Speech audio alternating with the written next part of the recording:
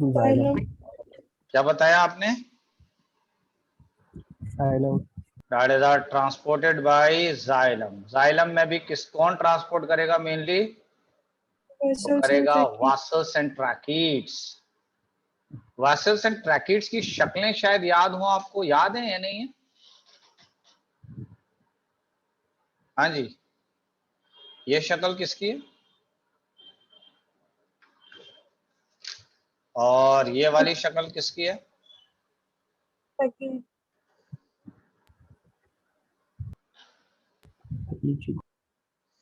तो ये वाली शक्ल किसकी बताई आपने? दैट इज अ वासल की। और ये शक्ल किसकी बताई आपने? दैट इज अ ट्रैकिड्स की। ठीक है, अच्छा जी। तो अब ये बताइए कि व्हाट इज रूट प्रेशर। ये मैंने आपको बताया था।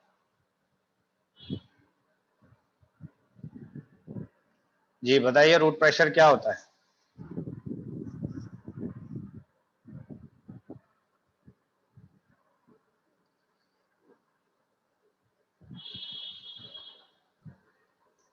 जो रूट वाटर मॉलिक्यूल्स पर प्रेशर एग्जर्ट करके उसका अपार्ट मूवमेंट कराती है नाइट के टाइम में। जी, that is called as a root pressure. अब देखिए, चंद इंपॉर्टेंट बातें हैं, बहुत इंपॉर्टेंट, वो बातों को जरा ध्यान से सुनिएगा। मैंने कहा कि various ions are absorbed by root actively. इसका क्या मतलब है?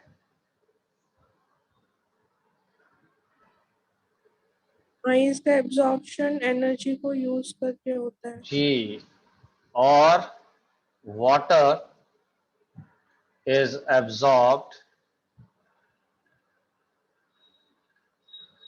बाय पैसिव या by passive absorption. Passive absorption by diffusion process. हाँ जी, तो ये बताइए कि रूट के अंदर जो चीजें एब्जॉर्ब हो रही हैं वो एक्टिवली हो रही हैं या पैसिवली हो रही हैं? दोनों तरीके से। दोनों तरीके से। तो मैंने कहा कि बोथ टाइप यहां पर हो रहे हैं। ये इंपॉर्टेंट बात है कि एक्टिवली क्या चीज हो रहे हैं, दैट इज एन आयंस, और पैसिवली क्या चीज एब्जॉर्ब हो रहा है, दैट इज वाटर। क्या ये बात क्लियर है या नहीं है? बताइए। अच्छा एक बात बताइए लड़कों, तुम बताओ यार, ये बताओ कि कभी तुमने बनाना का पेड़ देखा है? नहीं। नहीं देखा है? अच्छा जी, देखा है। अच्छा देखा है बनाना का पेड़। अच्छा, बनाना के पेड़ को एज्यूम करिए कि इस तरीके का इसका पेड़ था, ठीक है, पूरा पेड़ था, आपने यहां से इसको कट कर दिया। और जब आपने इस बनाना के पेड़ को यहां से कट कर दिया तो आपने कट करके ऊपर का पोर्शन हटा दीजिए। तो इस पोर्शन को जरा गौर से देखिएगा तो आप देखेंगे कि यहाँ पर पानी जो है यहाँ पर यानी गिरना शुरू कर देगा, यहां से निकलता हुआ नजर आएगा, ऐसे करके निकलता हुआ नजर आएगा पानी। इस तरीके से पानी निकलता हुआ इसमें नजर आएगा, ऐसे करके बाहर की तरफ आने लगेगा पानी। तो मैंने कहा कि ये पानी जो है ये निकल के जो बाहर आ रहा है जिस प्रेशर के साथ में, समझ रहे हैं, that pressure is known as a root pressure. इस प्रेशर को आप, इस पेड़ को आपने कट कर दिया था ना, उसके बावजूद पानी प्रेशर के साथ बाहर आ रहा है, ये बाहर आ रहा है, ये बाहर आया। ऐसा नहीं है फुब्बारे चल गए बाहर, बात समझ रहे हैं, फुब्बारे नहीं चल रहे हैं, बल्कि पानी यहां से टिप टिप करता हुआ गिरता हुआ दिखेगा। तो ये जो नीचे से ऐसा कौन सा प्रेशर है जिसकी वजह से पानी निकल के ऊपर की तरफ आ रहा है तेजी से और गिर रहा है यहाँ पर, तो that pressure is known as the root pressure. उस प्रेशर को क्या कहेंगे? Root pressure. और रूट प्रेशर क्लियर कट आपको नजर आएगा मोनोकॉट्स में। मोनोकॉट्स में बहुत क्लियर नजर आ जाएगा रूट प्रेशर। कुछ समझ में बात आ रही है नहीं आ रही है? Yes sir. Yes sir. Root pressure कब काम करेगा? कब काम करेगा? तो बेसिकली जब लो रेट ऑफ एवापोरेशन होगा, एवापोरेशन कम हो रहा है, ठीक है। Low rate of evaporation and transpiration, जब ट्रांसपिरेशन या एवापोरेशन कम हो जाएगा तो ऑब्वियस बात है कि उस वक्त रूट प्रेशर अकेला ही काम कर लेगा, बात समझते हैं। और लो एवापोरेशन और ट्रांसपिरेशन कब होगा, जब ह्यूमिडिटी ज्यादा होगी तब, या ह्यूमिडिटी कम होगी तब? ह्यूमिडिटी ज्यादा होगी तब। तो इसका ज्यादा होगी मतलब हाई ह्यूमिड कंडीशन में, हाई ह्यूमिड कंडीशन के अंदर रेट ऑफ ट्रांसपिरेशन जो होगा वो कम होगा, और जब कम होगा तो उस वक्त अकेला रूट प्रेशर काम कर लेगा, और जब लो एवापोरेशन है तो ह्यूमिडिटी ज्यादा, समझ रहे हैं। और ये पॉइंट मैंने लिखा है कि root pressure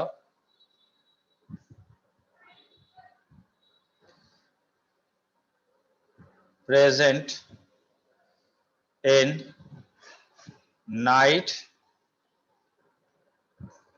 and early morning. हाँ जी, तो रूट प्रेशर कब काम कर रहा है बताइए? Night and early morning.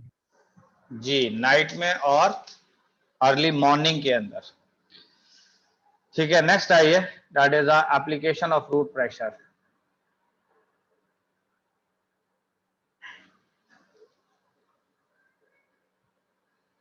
Application of root pressure,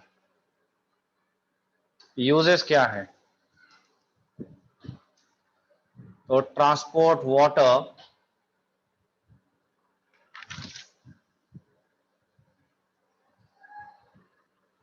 in small height plant,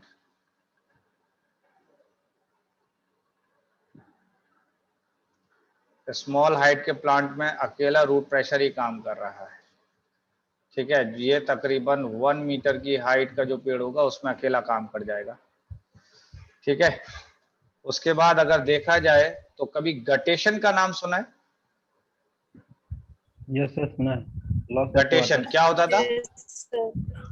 loss of water. Loss of water in the form of water droplet, water droplet. वो जो वाटर ड्रॉपलेट जो गटेशन हो रहा है वो ट्रांसपिरेशनल पुल की वजह से हो रहा है या रूट प्रेशर की वजह से हो रहा है? रूट प्रेशर की वजह से। तो रूट प्रेशर की वजह से। कभी गटेशन होता हुआ देखा है आप लोगों ने? देखा है सर। जी, पत्तियों के ऊपर पानी की ड्रॉपलेट होती हैं, और ये बेसिकली उस वक्त होता है जब एनवायरनमेंट के अंदर ह्यूमिडिटी बहुत ज्यादा होती है, समझ रहे हैं। बहुत ज्यादा ह्यूमिडिटी होती है, इसका मतलब है कि सर्दियों की बात है। सर्दियों में कंफ्यूजन भी रहता है ड्यू में और गटेशन वाले वाटर के अंदर भी थोड़ा कंफ्यूजन रहता है, अदरवाइज ये गटेशन तभी होगा जब ह्यूमिडिटी ज्यादा होगी। एक्सुडेशन कब नजर आता है? एक्सुडेशन देखा है कभी?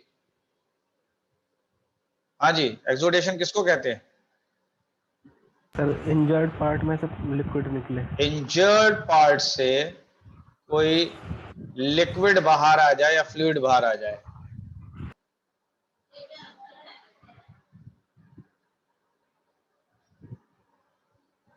Release exudate.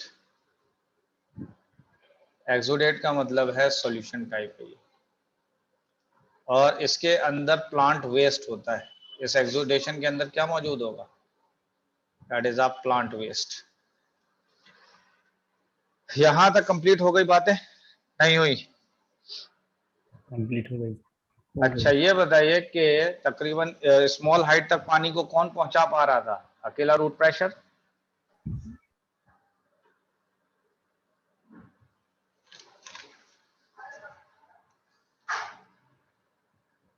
चलिए नेक्स्ट आइए, दैट इज अ ट्रांसपिरेशनल पुल पर। तो व्हाट इज ट्रांसपिरेशनल पुल? बताइए जल्दी से। जब ट्रांसपिरेशन होता है तो लीफ से वाटर मॉलिक्यूल्स इवापोरेट हो जाते हैं, उस वजह से एक पुल लगता है जाइलम जी, के उससे एक सक्शन पैदा हो जाता है। क्रिएट होता है, और फिर वो फोर्स ऑफ कोहेशन क्रिएट करता है मॉलिक्यूल्स के बीच में, उससे वाटर का ट्रांसपोर्ट होता है। वाटर ट्रांसपोर्ट होता है। तो बेसिकली अगर देखा जाए तो मैंने कहा कि loss of water from the aerial part of a plant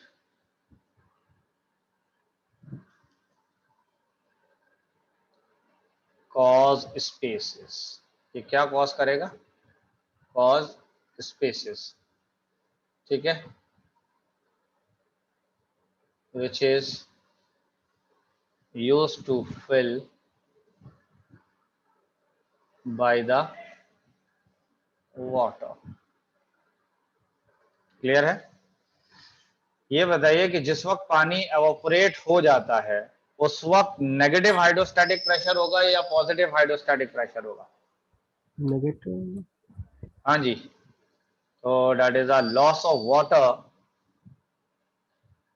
create negative hydrostatic pressure.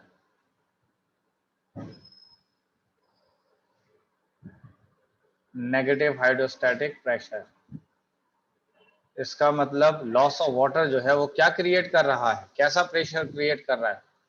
That is a negative hydrostatic pressure. ये बात बिल्कुल ऐसी है कि अगर ये देखा जाए दिस इज द जाइलम, यहां तक पानी एवोपोरेट हो चुका है, ऊपर के पार्ट में पानी एवोपोरेट हो गया यहां तक, तो इस जगह पर अगर आप देखेंगे तो इस जगह पर नेगेटिव हाइड्रोस्टैटिक प्रेशर है, और इस नेगेटिव को पॉजिटिव बनाने के लिए, रिलैक्स बनाने के लिए पानी ऊपर की तरफ चल रहा है। बात समझ में आ रही है? तो this is called as a negative hydrostatic pressure. जल्दी बताइए हाँ या ना? हाँ जी सर। सर। ओके, तो ये बताइए कि ट्रांसपिरेशनल पुल किस रेट से तकरीबन पानी को ऊपर पहुंचा देता होगा? तो अबाउट 15 मीटर पर आवर, यानी 15 मीटर 1 घंटे में चढ़ाएगा। समझ रहे हैं? पानी को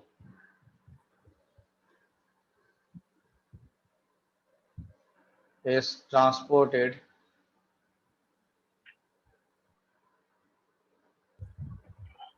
by the xylem to ascent of sap flow।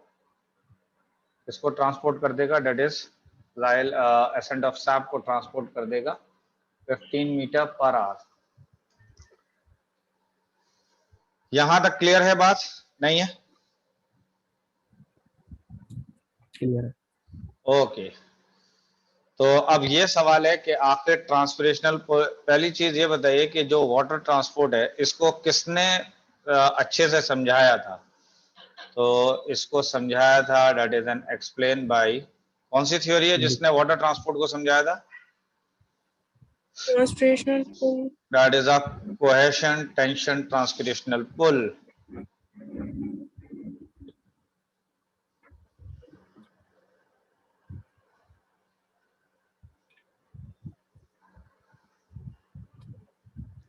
Cohesion tension transpirational pull, इसको दिया किसने था इस मॉडल को?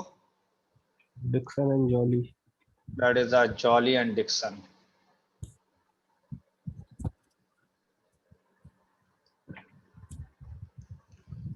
Jolly and Dixon. क्लियर है? कोहेशन आप जानते हैं या नहीं? बताइए। Yes sir. एडेशन जानते हैं नहीं जानते? जी yes sir. Sir. What is tension? A kind of force। हाँ जी, टेंशन का क्या मतलब है? हाँ जी, टेंशन का मतलब क्या है? तो अगर देखा जाए तो मैंने कहा कि it is a force of attraction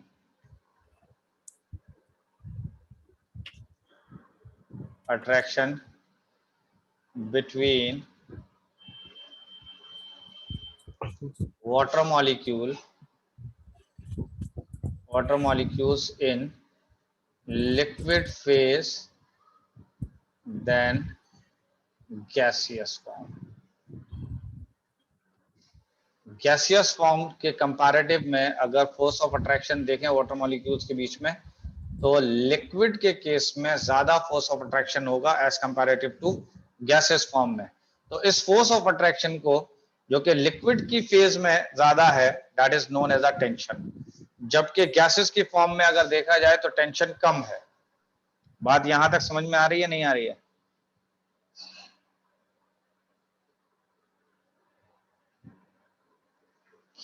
हाँ जी, कुछ समझ में कहानी आई, नहीं आई? जी सर। ओके, हाँ क्या कह रहे थे? ओके, तो ये बताइए कि ट्रांसपिरेशनल पुल और क्वेश्चन की वजह से देखा जाए, क्वेश्चन एडिशन की वजह से जो ट्रांसपिरेशनल पुल हो रहा था, तो ये ट्रांसपिरेशनल पुल तकरीबन वाटर को किस हाइट तक ले जा पाएगा? तो ये तकरीबन 130 metre. It reaches the water up to the tip of trees, ठीक है, जो कि तकरीबन 130 मीटर हाई तक पहुंचा देगा। यहां तक क्लियर हो गई बात या नहीं हुई? हाँ जी। अच्छा ये बताइए कि ये जो मैंने पहले वाले लेक्चर में ये सारी बातें बताई थी, इसको मुझे दोबारा बताना है या वो बात याद है? यही क्वेश्चन टेंशन वाली? जी सर याद है।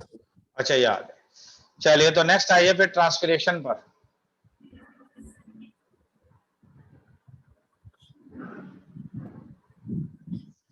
ट्रांसपिरेशन की बात करें तो एक होता है बेसिकली ट्रांसपिरेशन, तो आपको पता है loss of water in the form of,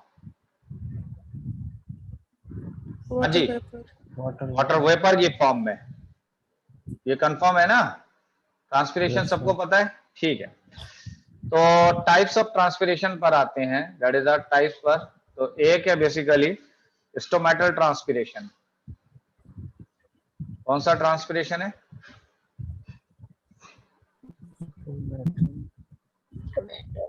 तो ये बताइए स्टोमेटल ट्रांसपिरेशन कौन सा ट्रांसपिरेशन होगा?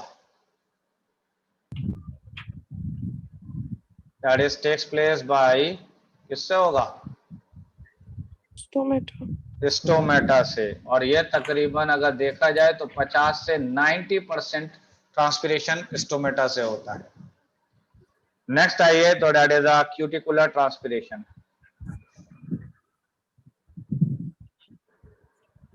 क्यूटिकुलर ट्रांसपिरेशन की बात करें तो ये किससे होगा?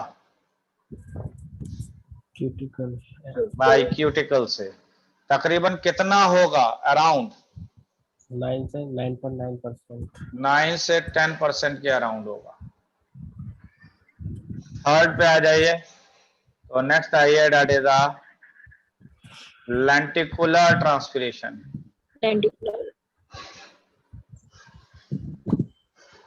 लेंटिकुलर ट्रांसपिरेशन की अगर बात करें तो ये नियरली 1 to 2% होगा, ठीक है। और लेंटिकुलर ट्रांसपिरेशन होगा किसकी वजह से? दैट इज अ लेंटिसिल्स की वजह से। Lenticels, it is not a lenticle, it's a lenticel. तो मुझे ये बताइए कि लेंटिसिल्स कहां पर प्रेजेंट होते हैं? Epidermis of fruit. Epidermis of fruit नहीं, तो that is pores on woody stem. Present on would stem.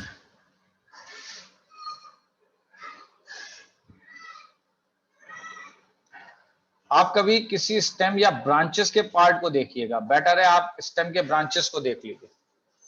और एक काम ये कर लीजिए कि आपने कभी अशोका का पेड़ देखा है? Yes sir. अगर अशोका का पेड़ प्लांट आपने देखा है तो अशोका के स्टेम में आप ऐसे देखिएगा, स्टेम का मतलब हुआ उसकी ब्रांचेस देखिएगा, और उसकी ब्रांचेस पर ऐसे करके तुमको व्हाइट व्हाइट ऐसे डॉट नजर आएंगे, ऐसे डॉट नजर आएंगे, व्हाइट व्हाइट। और इनको हम कहते हैं बेसिकली लेंटिसिल। और लेंटिसिल अगर बारीकी से देखे जाए तो लेंस की तरह ऐसे ओपनिंग होगी, इस तरीके की ओपनिंग होगी लेंटिसिल्स की। समझ रहे हैं? और ये आपको क्लियर कट नजर आ जाएंगे अशोका के अंदर। इसके अलावा फोर्थ कौन सा ट्रांसपिरेशन होगा? तो ये होगा बार्क ट्रांसपिरेशन। किससे होगा? That is a bark transpiration. तो ये किससे हो रहा है ये transpiration? That is a bark से। तो जितना भी बचा हुआ ट्रांसपिरेशन रह गया है वो बचा हुआ ट्रांसपिरेशन किससे होगा? तो ये होगा बेसिकली बार्क से। नेक्स्ट आइए, ये बताइए कि what is foliar transpiration? Surface of leaf से होगा। What is foliage? फॉलिएज माने क्या होता है? Leaf. Group of leaves.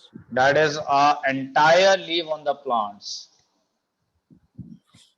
Entire leaves on a plant. Plant के ऊपर सारी की सारी जितनी भी लीव्स हैं वो सब मिलके क्या कहला रही हैं?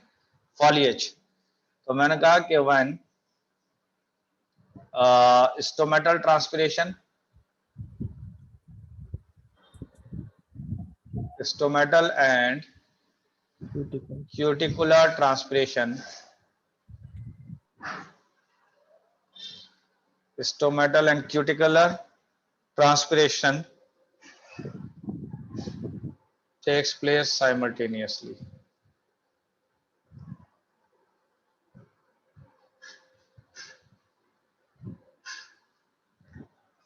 कंप्लीट हो गई यहां तक बात?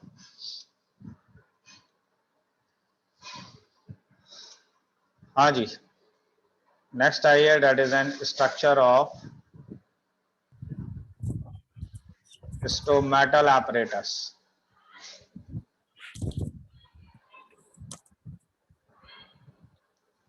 That is structure of stomatal apparatus. तो stomatal apparatus में क्या क्या चीजें आएंगी जरा बताइए?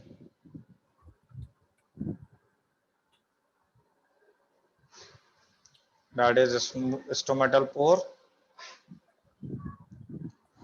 guard cells plus subsidiary cells. तो बताइए स्टोमेटल apparatus में क्या क्या आया?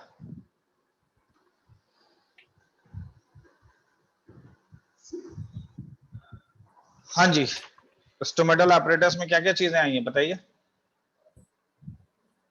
स्टोमेटल पोर, गार्ड सेल्स और सब्सिडरी सेल्स।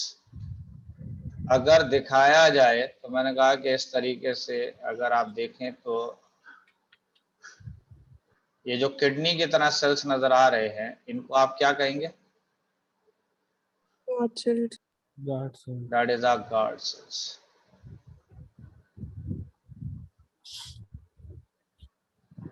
तो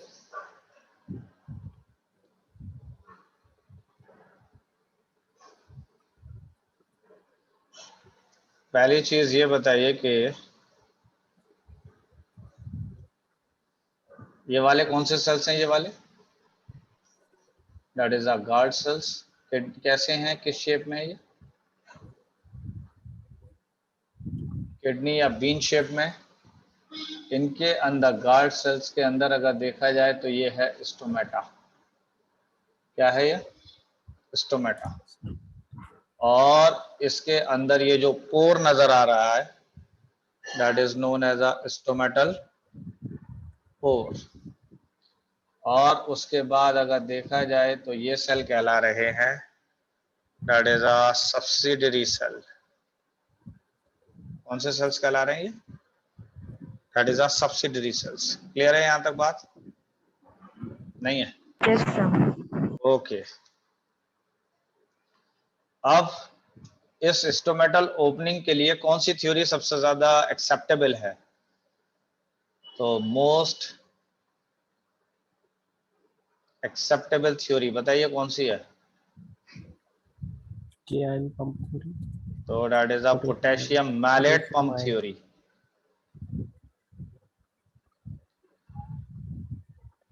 that is a potassium malate pump theory. और इसको किया किसने दिया था इसको? दैट इज अ लैविट ने।